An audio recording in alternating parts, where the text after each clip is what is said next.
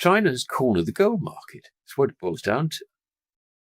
Because it's not just China. You've got India, which has got massive amounts of bullion held in the form of jewelry. I mean, most of the Chinese public gold is actually jewelry as well. And you've also got Russia. Now, I understand on pretty good authority that Russia's got 2 sovereign wealth funds, which have a total of about 10,000 tons of gold between them. And then you've got the Russian Central Bank, which has got a further, 2.3 thousand tons, whatever. Gold has exploded past $4,000 an ounce, and silver is surging over $50 for the first time in decades. But this isn't a simple rally. It's the clearest warning sign yet that the world's financial system is breaking apart. Alasdair Macleod just revealed that BRICS nations, China, Russia, and India, now control more than 100,000 tons of gold, much of it locked in sovereign vaults, sealed off from global trade. That means real gold, the metal that actually settles debt, is vanishing from Western markets. The paper game is ending, and when faith in fiat dies, only those who hold real metal will still have wealth that matters. You've also got the whole of the Shanghai Cooperation Organization and BRICS, all their central banks. Presumably they've got sovereign wealth funds as well. Now, all this is meaning that the liquidity we have here is minimal. As for overbought, no, it's not. If you just look at the open interest on COMEX, there's no way it's overbought. I mean, the amazing thing is that most of this rise, both in gold and silver, has been on the back of a bear squeeze, not, enthusiastic buyers rushing in and buying it. And there's a complete misunderstanding, actually, about what gold is about. I mean, there are enough gold bugs running around saying, oh, it's going to the moon, or it's going to do this, going to do that. But actually, do they really know what they're talking about? I mean, they tend to look at charts, let's face it. And they've also got this thing in their brains about, government is wicked and therefore gold is good. It's not good enough, actually. You've got to really understand what the game is about. The point is that, it goes back all the way to Roman times. They decided the difference between final settlement and deferred settlement was final settlement was settlement in something without counterparty risk, and that was metallic. And, when they produced the first Roman laws were dated in 448 BC, they said, settlement is metallic. In those days, it was a pound of bronze, basically. That was the unit called the ice. And gold came later, of course, because it's a lot more convenient and so on. And it was also being discovered a bit more. So, there was a little bit of quantity there. So it could be used for the temporary storage of one's labor, if you want to really sort of go back to classical economics. But otherwise, everything else is deferred settlement. It's a promise. It's a promise to pay. You might think that you're paying a workman for painting the outside of your house. And, okay, fine, you've paid him. But there's not final settlement, because what you've done is you've done a probably cash, in which case it's the counterparty risk is actually with the central bank, or alternatively, by bank transfer. In other words, you've just transferred one form of deferred settlement for another. Nobody does final settlement nowadays. But when you get a loss of confidence in the value of the currency, which is the top level of credit, if you like, in any economy, then that loss of confidence is reflected in a falling value for the currency. And that is exactly what's going on. So the idea that gold is overbought, oversold is rubbish. It's got nothing to do with it. Really, what we're looking at is the relationship between gold and fiat currencies, which depend entirely on faith. And it's as simple as that. So, where are we? I think we can really say that gold over millennia basically its purchasing power varies very, very little. And there's ample evidence of that. But when it comes to fiat currencies, they come and go. They don't last terribly long, is a short answer. The dollar has really been a fiat currency for some considerable time. I would say since 1933, if you like. just before, they devalued it from 20.67 to $35 an ounce. But more specifically and more obviously, since the Bretton Woods Agreement ceased, was suspended actually, in 1971. So we've had 54 years of pure fiat currency. But the destruction process actually started earlier than that. So we just bear that in mind. I think really what gold is telling us is that we're coming to the end of that era. And, anyone who's left holding the fiat baby is, basically has had it. That's what's going to happen. So that, I think, is the background. But the interesting thing is that the Chinese, who are a bit old-fashioned over these things, they didn't have the benefit of John Maynard Keynes teaching them economics, etc. They came out of communism, if you like, with the belief that the capitalist system would fail. And of course, the failure of the capitalist system, would be through its currency. And so they started accumulating gold, really, shortly after Mao Zedong passed away. And I've got an English copy of the regulations dated 1983, appointing the People's Bank of China with the sole responsibility for managing and acquiring the nation's gold and silver reserves. And this is terribly important. It's important to know this. The second thing to know is that no one in China was allowed to own gold until it was legalized in 2002. And that was the point where the Shanghai Gold Exchange opened, which facilitated the delivery of gold to the public. So we had this period between 1983 and 2000 when China state acquired gold. And so where did it come from? Well, we had a massive bear market between those dates. And not only that, but, it was quite clear that quite a lot of central bank gold held in the West had actually gone out on lease, never to be returned. This was estimated by Frank Venerosa to be somewhere between 10 and 14,000 tons. In other words, between a third and a half of all central bank gold was out on lease, sold into the market, and not coming back. Now, Venerosa reckoned that it was probably adorning the necks of Asian women. I think it's another story. I think the People's Bank of China was in there quietly picking it up. I estimate, now I have no firm figures on this at all, and I have to say that the thing about the gold market, as we all should know, is that nobody wants to say that they actually own any gold. They want to keep it secret. And I'm not talking about individuals, I'm also talking about governments. And this is the whole thing. The US government is a prime example. I mean, we keep on wondering how much gold they've actually got. And what do they say? Nothing. According to Macleod, what's happening isn't speculation or hype. It's a monetary realignment.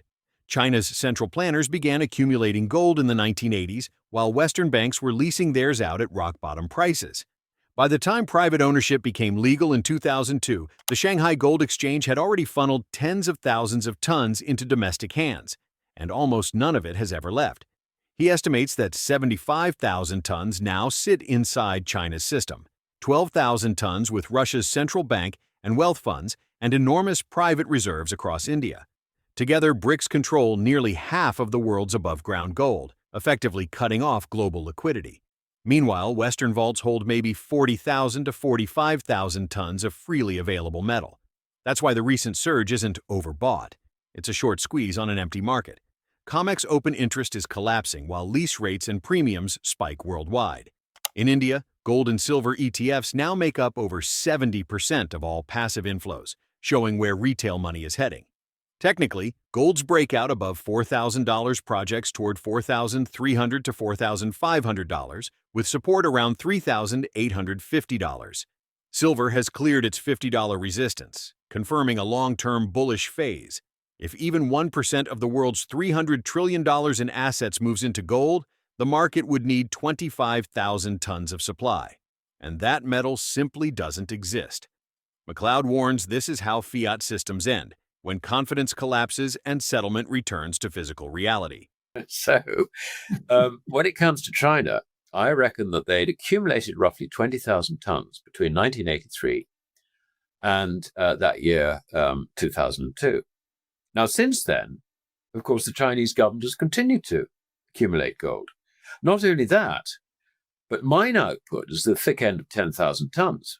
I mean, China invested hugely in its own gold mine production and rapidly became the largest producer nation by far, eclipsing South Africa, which was declining quite rapidly as it happened back in the, I suppose, sort of 1990s and into the early noughties. And the other thing, of course, is that state-owned refiners were bringing in doré from abroad. I mean, particularly, obviously, Mongolia, and paying them for the doré. And where did the gold go? Didn't leave China. I mean, as far as the relationship between gold and China is that China is Hotel California. It comes in, that's no problem at all, but it can't get out. So that has been the policy. Why is it this policy? It's this policy because the Chinese understand the importance of gold. Now, since the SGE opened, over 27,000 tons of gold has been delivered into private hands. Now, some of that would have returned into the Baltic system as scrap. But I don't care because that just gets redistributed elsewhere. It's not going out of China. Never has done. No. And on top of that, of course, you've got the banks. The banks run gold accumulation plans for their depositors. And this gold is not delivered out of the Shanghai Gold Exchange. It is stored within the Shanghai Gold Exchange. So we don't know how much gold there is there. But I should think it's quite a lot. I pencil in a figure about 10,000 tons. Now, I think that might underestimate the situation for the very simple reason that household savings rate is in the order of, it's over 30%. And that's the equivalent of $5 trillion a year. Now, it used to go into off-plan apartment buildings and stuff. That's gone. Let's forget that. Stock market, maybe a little bit, but I think that's got very, very limited appeal. I mean, really, and then the other thing you've seen, I mean, mostly it's been accumulating as as deposits on the bank's bank accounts, deposit accounts.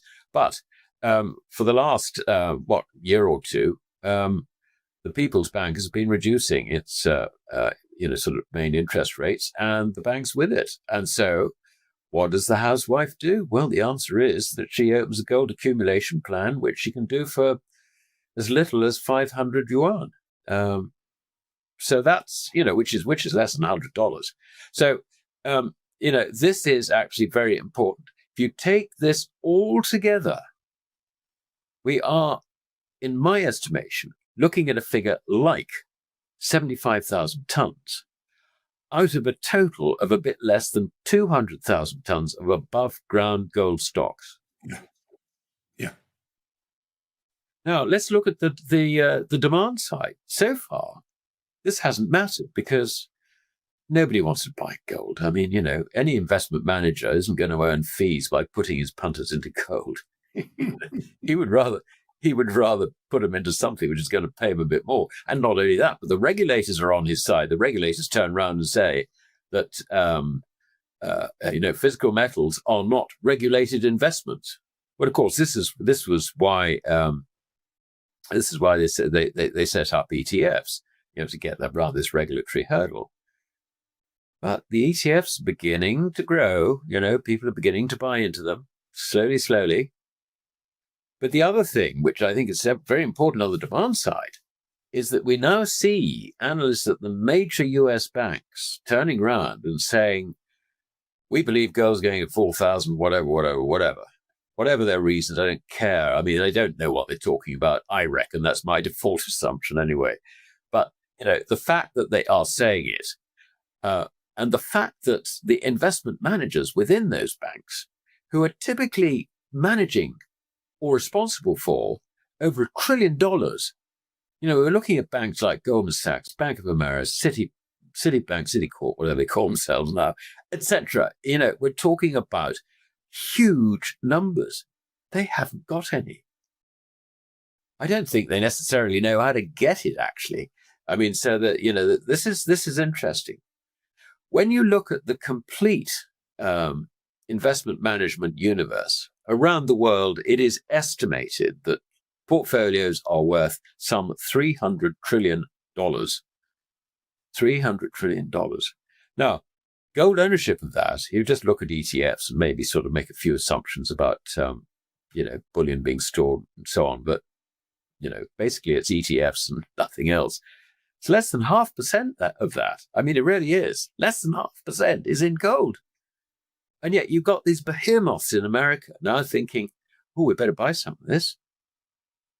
Now, to put it into context, my China story suggests that the amount of liquidity, which is unspoken for, including jewelry in the West, is probably in the region of about 40 to 45,000 tons. That's all.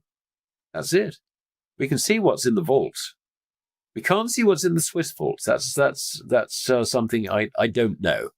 I would, someone gives me a number, it'd be super. But I think quite sensibly, the Swiss don't produce these numbers. That's what I would assume anyway.